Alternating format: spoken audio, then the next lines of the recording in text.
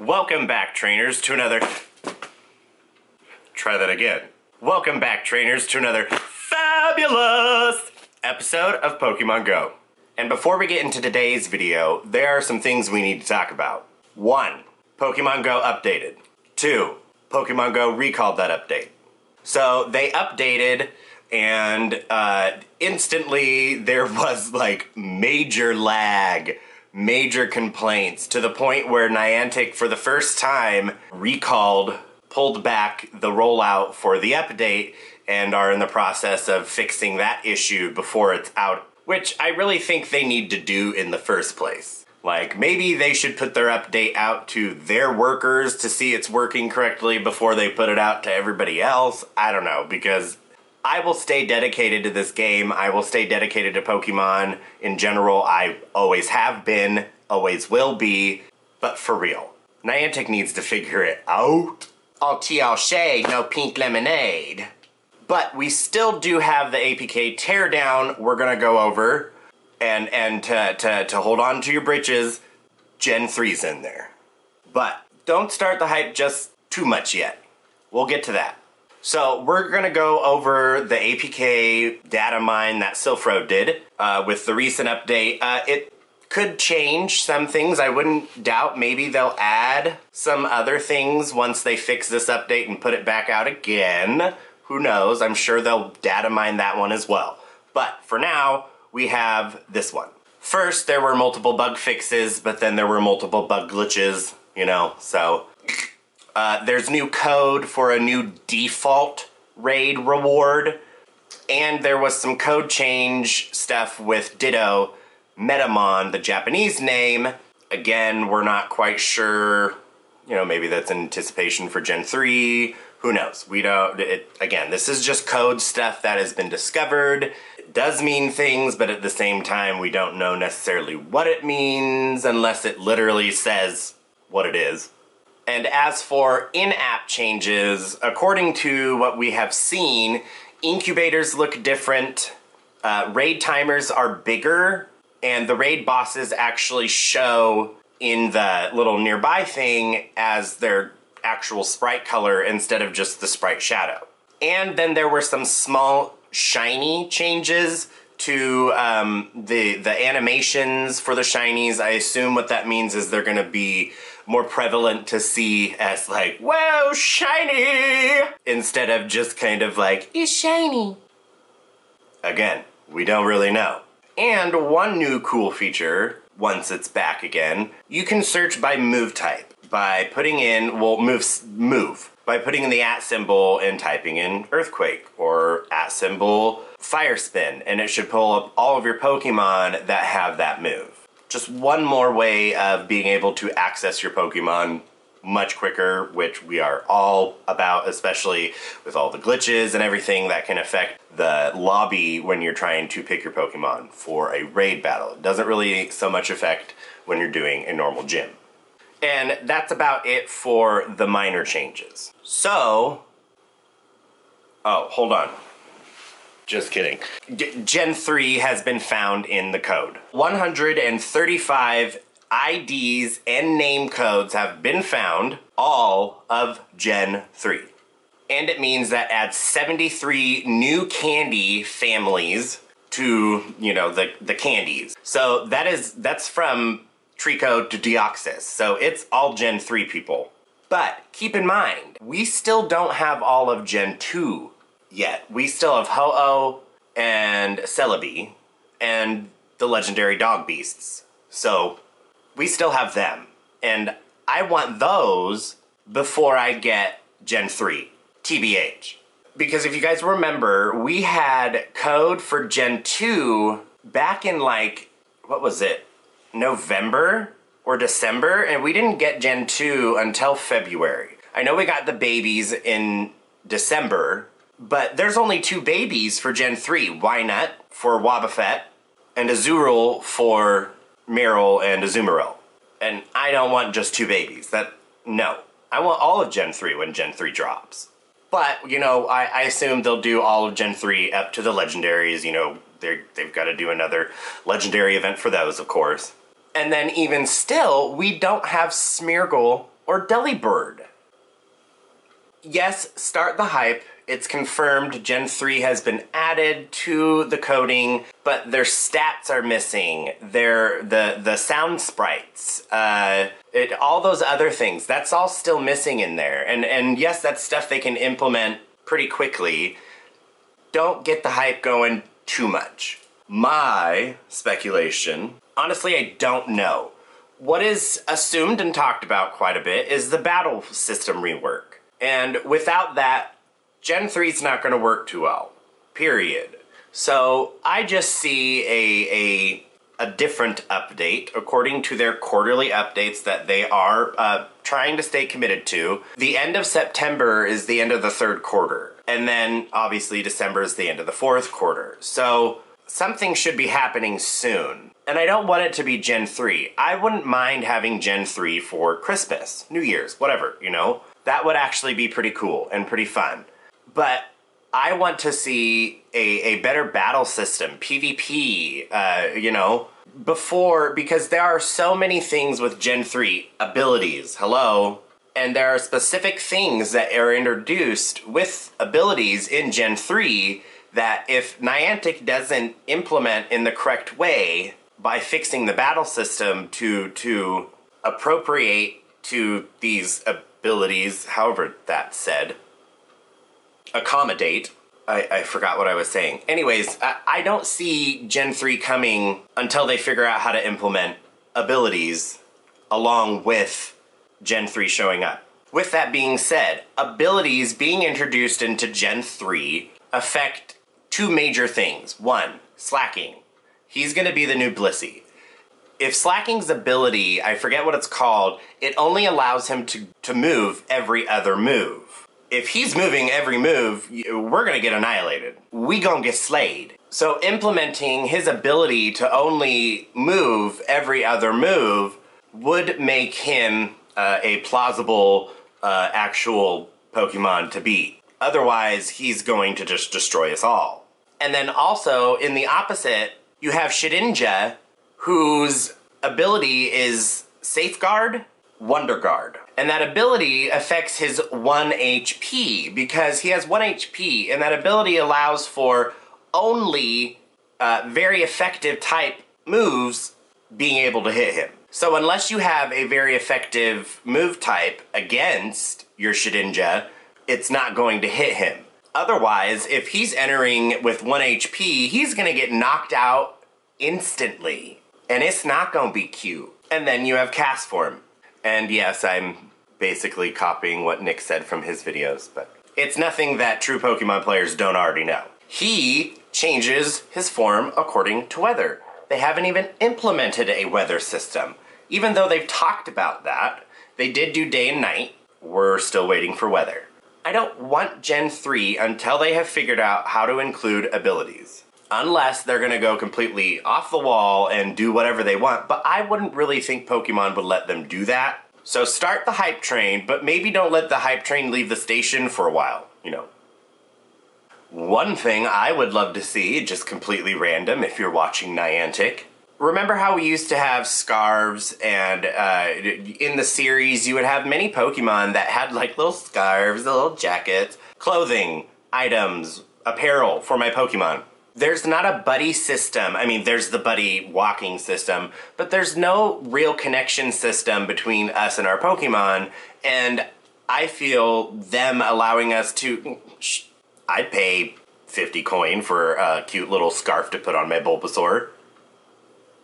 That would instantly make me feel more connected to that Bulbasaur. There are so many things missing from this game that are in the main core series games we all remember, and that's one thing that they're trying to move away from with Pokemon Go as being the catch and complete your decks as the core element of the game. They're trying to move away from that. So we should see more things added that will give us that more original Pokemon handheld game feel. And hopefully they switch up the raid bosses as well. That's something I would like to see. We're waiting on Mewtwo. Again, start the hype train, but don't let it leave the station. Oh, okay, but that's it for this little kiki. let's get to the video. Today we are going down to Pacific Community Park again to hunt for some shiny Pikachus right before they do the nest migration. So tonight is the nest migration, and we're gonna go down there and probably have like an hour left of shiny Pikachu hunting before it switches over. And hopefully when it switches over, we'll be able to actually record that as well. So that way we know instantly what the next nest Pokemon is for Pacific Community Park. But without further ado, let's get this show on the road. Oh, grrr! All right, so we are back here at Pacific Community Park, and it is still a Pikachu nest. So we have about an hour left until the migration. So we're gonna watch the migration, and we're gonna hopefully find a shiny Pikachu before the migration. So without wasting any more time, enjoy.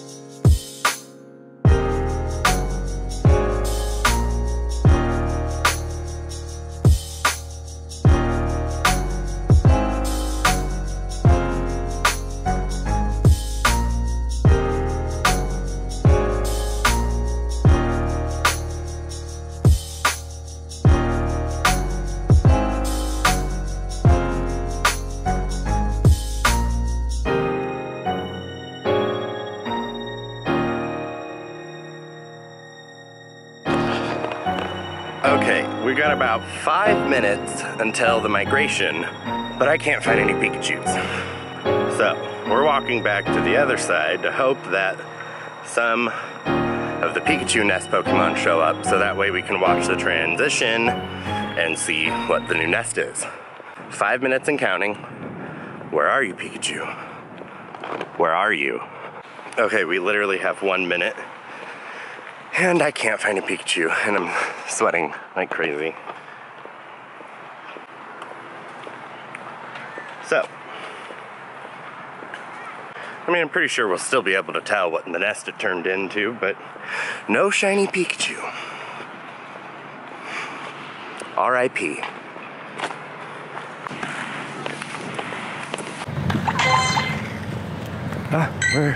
Where?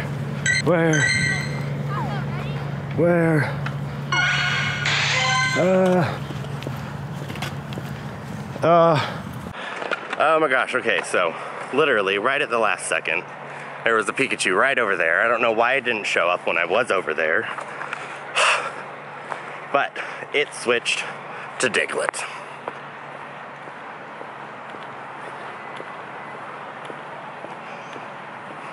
Okay, so there's the Diglett. RIP. What the?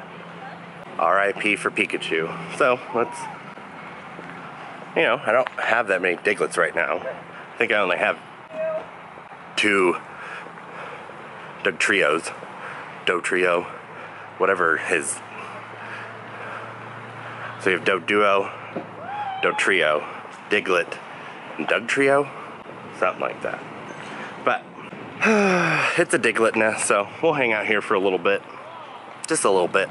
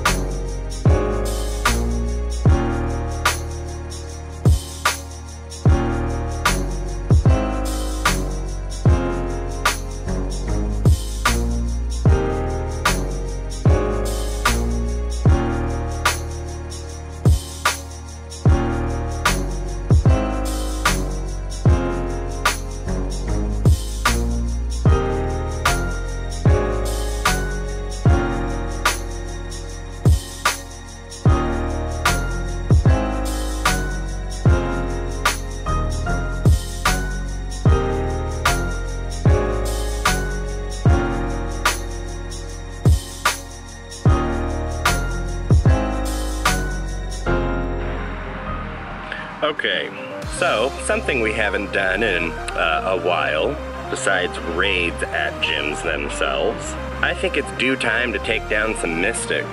Only trouble in here will be the Blissey, but again, it's 3 battles and you've won it. It doesn't matter who or what is in the gym, 3 battles and you've won it, so. Alright, we're gonna go with that. Should be an easy battle.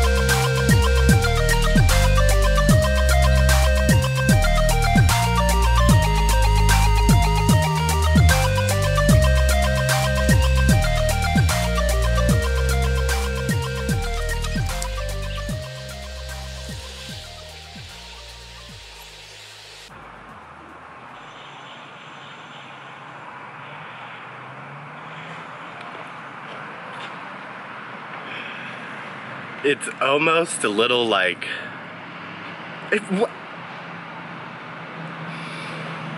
It's like trolling me right now. It totally wants me to just like annihilate this little poor Pichu.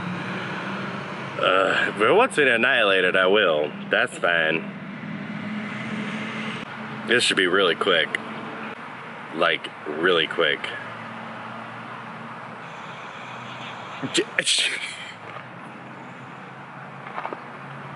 I don't even know why it was still in there. That's so silly. Great work.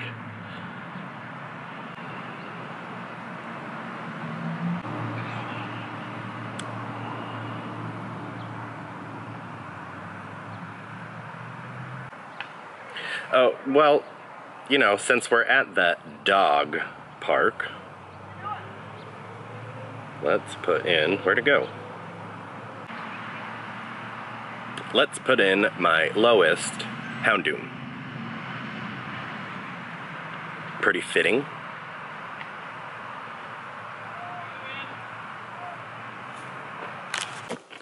Alright, so we are back. I know that was a quick little trip to the park, but we did not get a shiny Pikachu, as you all saw.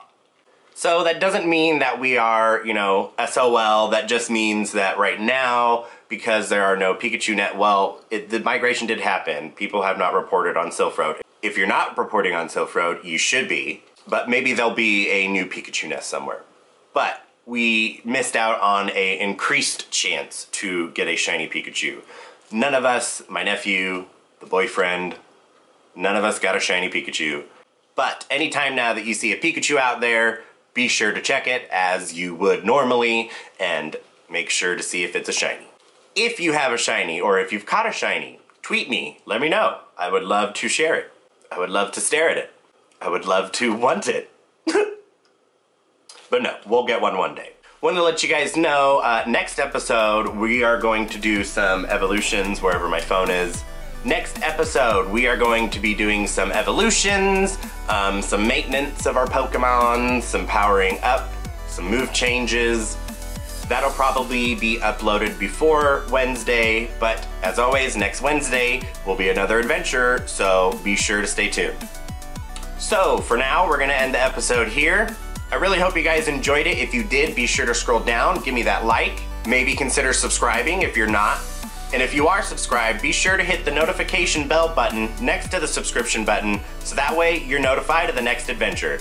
And we'll see you then, trainers. Bye!